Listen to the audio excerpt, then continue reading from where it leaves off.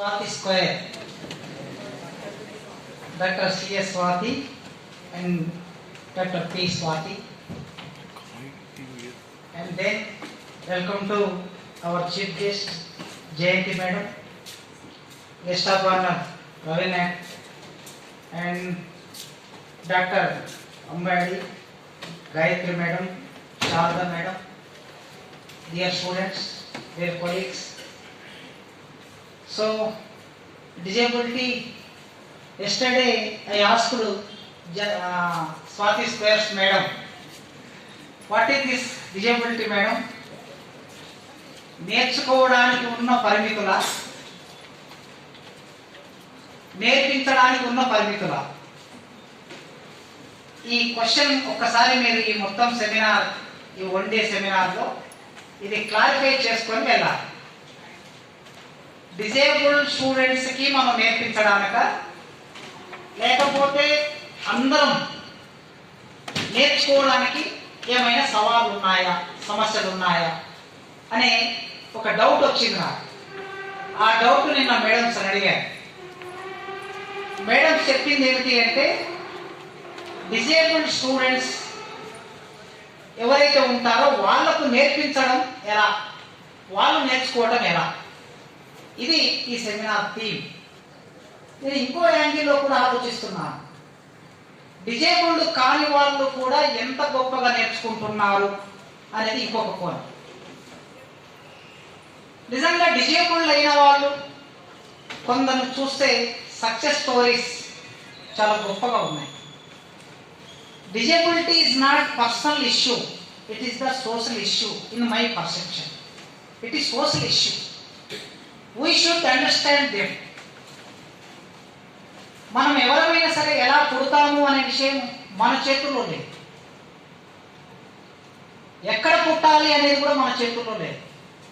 ఎప్పుడు పుట్టాలనేది కూడా మన చేతుల్లో లేదు. కానీ పుట్టిన తర్వాత we're facing many problems. Somebody facing poverty, that is one major issue in India. Somebody facing gender discrimination, somebody facing caste discrimination, somebody facing regional discrimination, somebody facing language discrimination, somebody color discrimination. Those discriminations we are all facing.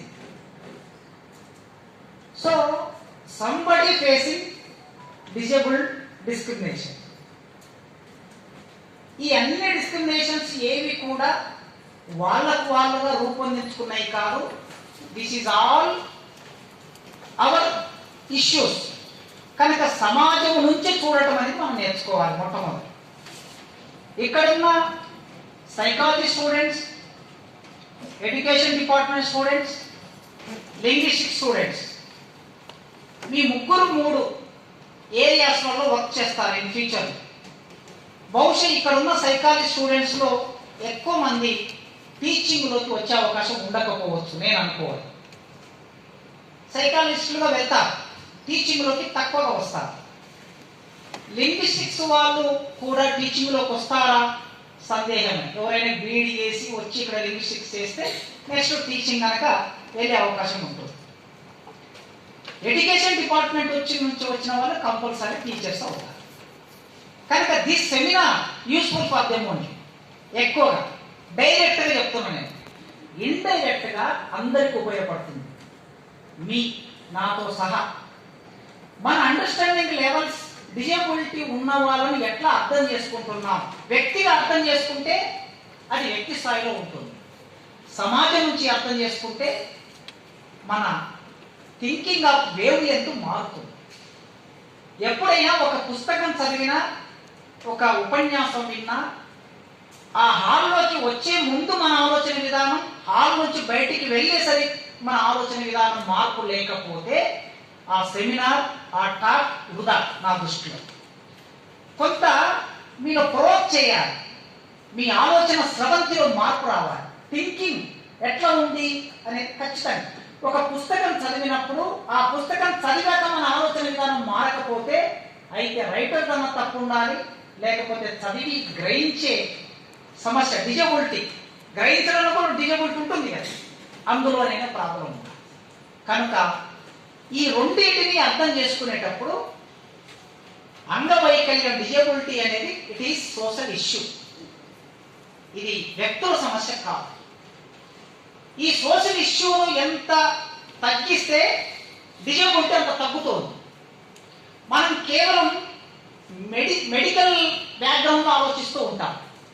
Medical బ్యాక్గ్రౌండ్లో మాత్రమే కాదు, యుద్ధాలు జరుగుతూ ఉంటాయి, బాంబులు వేస్తూ ఉంటారు, తుపాకులు మోగుతూ ఉంటాయి, ప్లాస్టిక్ను వాడుతూ ఉంటాం, పంటలకి రకరకాల ఎరువుల్ని కొడుతూ ఉంటాం, పురుగుల మందు. మరి ఇవి ఆ తల్లి తినే, ఒక తల్లి గర్భం ధరించిన తల్లి ఆమె తినే పంట విషతుల్యమైపోయింది, ఆమె పీల్చే గాలి విషతుల్యమైపోయింది, ఆమె నివసించే ప్రాంతం విషతుల్యమైపోయింది. కడుపులో పెరిగే బిడ్డ ఆరోగ్యంగా ఉంటేనే కదా ఆ బిడ్డ సక్రమంగా జన్మించేది. ఆ బిడ్డ జన్మించిన తర్వాత అంగవైకల్యం డిజబిలిటీ ఉన్నప్పుడు దాని గురించి మనం మాట్లాడుతున్నాం. కానీ దానికన్నా ముందు ఉండే ప్రాసెస్ను కూడా అర్థం చేసుకుంటే తప్ప ఈ సమస్య పరిష్కారం దొరకదు. అందుకే ఇది సోషల్ ఇష్యూ నా దృష్టిలో. As a literature student I am understanding like this only. Literature అనేది కేవలం ఒక సైన్స్ లాగా చెప్పదు. ఏపీఎస్పీ వర్క్ స్క్వేర్ సూత్రం ఏంటంటే ఈజీగా చెప్పేస్తారు, 2x2 = 4 ఉంటుంది. కానీ లిటరేచర్ అట్లా ఉండదు. లిటరేచర్ హృదయాన్ని, మెదడును, చుట్టూ ఉండే వాతావరణాన్ని కలిపి చెప్తుంది లిటరేచర్. కనుక యాజ్ ఎ లిటరేచర్ స్టూడెంట్గా నేను ఇలా అర్థం చేసుకుంటాను. సో అయినా ఇది ఒక సోషల్ ఇష్యూ అర్థం చేసుకున్నప్పుడు మీరు రేపు టీచర్స్గా మారి క్లాస్ రూమ్లోకి వెళ్ళాక మీ ముందు ఫస్ట్ బెంచ్ స్టూడెంట్, మధ్య బెంచ్ స్టూడెంట్, చివరి స్టూడెంట్, వీళ్ళకి ఏ డిజబిలిటీ లేదు శరీరపరంగా. కానీ లాస్ట్ బెంచ్ స్టూడెంట్ ఎప్పుడైనా 22 years I have completed my teaching service. ఈ 22 yearsలో నేను గ్రహించింది, నేను నేర్చుకున్నది ఏమిటంటే క్లాస్ రూమ్లో ఎక్కువ మంది 90% టీచర్స్ ముందు బెంచ్ స్టూడెంట్స్ దృష్టిలో పెట్టుకొని పాఠం చెబుతారు. ఇది వదిలేయాలి. లాస్ట్ బెంచ్ స్టూడెంట్ అంటే బిలో యావరేజ్ స్టూడెంట్ దృష్టిలో పెట్టుకొని పాఠం చెబితే అందరికీ అర్థమవుతుంది. అబోవ్ యావరేజ్ స్టూడెంట్ దృష్టిలో పెట్టుకొని పాఠం చెబితే కొందరికి అర్థమవుతుంది. అందరికీ అర్థమయ్యే మాట, అందరికీ అర్థమయ్యే భాష, అందరికీ అర్థమయ్యే కంటెంట్ మీరు క్లాస్ రూమ్లోకి తీసుకెళ్ళినప్పుడే మన ఎడ్యుకేషన్ సిస్టమ్ బాగుపడుతుంది. ఇప్పుడున్న ఎడ్యుకేషన్ సిస్టమ్ మీద నాకు చాలా కంప్లైంట్స్ ఉన్నాయి. స్టూడెంట్గా 30 years చదువుకున్నాను, టీచర్గా 22 years. అంటే ఈ 22 yearsలో 30 yearsలో పాఠం విన్నప్పుడు నాకు కంప్లైంట్స్ ఉన్నాయి మా టీచర్స్ మీద. యాజ్ ఏ టీచర్గా నా చుట్టూ ఉండే టీచర్స్ మీద కంప్లైంట్స్ ఉన్నాయి. యాజ్ ఏ ప్రిన్సిపాల్గా టీచర్స్ మీద కంప్లైంట్స్ ఉన్నాయి. కనుక దీన్ని పరిష్కరించాలంటే మీ వల్లనే సాధ్యమవుతుంది. స్టూడెంట్స్ కలుసుకుంటేనే మార్పు. భాష అనేది ఒక సాధన. It is the instrument for our expression. మంచి భాష ఉంటేనే మంచిగా ఎక్స్ప్రెస్ చేయగలం. భాష నేర్చుకోవటం లేదు, భాషని ఎక్స్ప్రెస్ చేయటం లేదు. చాలా మందికి భాష వస్తుంది, కానీ ఎక్స్ప్రెస్ చేయడంలో చాలా పరిమితులు ఉంటాయి. It is also one type of disability. అందుకే మీరు మంచి భాషను నేర్చుకోండి. ఆ భాషను నేర్పించేటప్పుడు ఒక్కొక్క విద్యార్థి స్థాయి ఒకలాగా ఉంటుంది. మీ క్లాస్ రూమ్లోకి ఒక బంజారా విద్యార్థి కూర్చున్నప్పుడు, ఒక ట్రైబ్, ప్రిమిటివ్ ట్రైబ్, చెంచు విద్యార్థి, గోండు విద్యార్థి, కోయ విద్యార్థి మీ క్లాస్ రూమ్లో కూర్చున్నప్పుడు బంజారా విద్యార్థికి మీ ఇంగ్లీష్ రాదు, మీ తెలుగు కూడా రాదు. ఏ ట్రైబ్ స్టూడెంట్కి మీ భాష, వాళ్ళ మాతృభాష వేరు, మీ మాతృభాష వేరు. కానీ మెజారిటీ, మన సమాజంలో మెజారిటీరిజం అనేది చాలా ఎక్కువగా ఫ్లోట్ అవుతూ ఉంటుంది. కనుక మనదైన భాషలోకి వాళ్ళు వచ్చినప్పుడు వాళ్ళకు నేర్పించడానికి వాళ్ళలోకి మనం వెళ్ళాలి. కనుక లింగ్విస్టిక్స్ ఇది ఒక సాధనం. కనుక ఏ విషయాన్నైనా నేర్పించడానికి మీరు భాష నేర్పించేటప్పుడు విద్యార్థికి సంకేతాలు చూపించి నేర్పిస్తారా?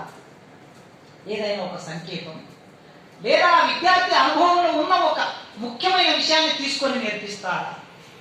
లేదా చరిత్రలో రికార్డ్ అయిన అతనికి బాగా తెలిసిన ఒక విషయంతో అనువర్తనం చేసి నేర్పిస్తారా అనేది మొదటి. రెండవది ఆడియోస్ అండ్ వీడియోస్.